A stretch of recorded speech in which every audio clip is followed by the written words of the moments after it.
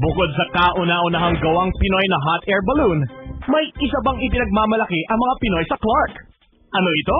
Mga life-size stuffed toy animals ng Hansa.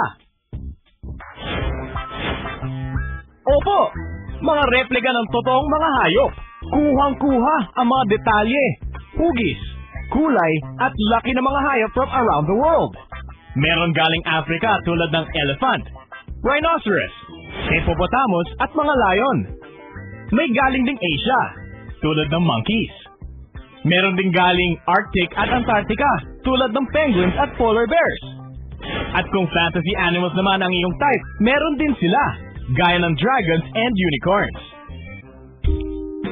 At alam niyo ba kung sino ang may gawa nito? Mga Pinoy!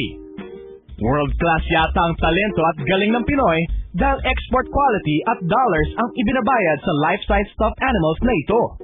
Bagamat hindi pa for sale sa local market ang stuffed animals, hataw naman ang sales nito abroad.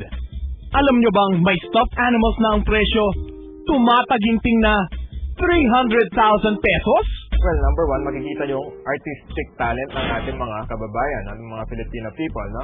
And then also, aside sa artistry nila, makikita nila kung gaano kagagaling yung mga tao. Isang reason doon kasi bilingual sila, nakakaintindi sila ng English. Mas madali para sa mga foreigners na magbigay ng mga rules. Because of Hansa, meron tayong kumbagang representation sa mga malalaking toy fairs sa abroad. Imported ang ginagamit na fabric at ilang linggo ring binubusisi ang paggawa ng bawat stuffed animal dito para pumasa sa mapanuring panlasa ng foreign clients.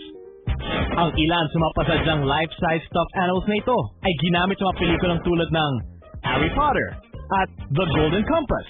Galing, di ba? May stuffed animals na mas malaki pa sa tao. May mas maliit. Pero ang mas nakamamangha ay may moving animals din na ginagamit ng robotics. Fantastic! Instead na pinapatay yung mga totoong animals for collection or something, nandito naman yung mga Hansa toys na kamukhang-kamukha na. Ang kauna-unahang Pinoy-made hot air balloon at mga Pinoy-made life-size stuffed animals. Yan ang galing na gawang Pinoy na ipinagmamalaki ng Pinoy Records.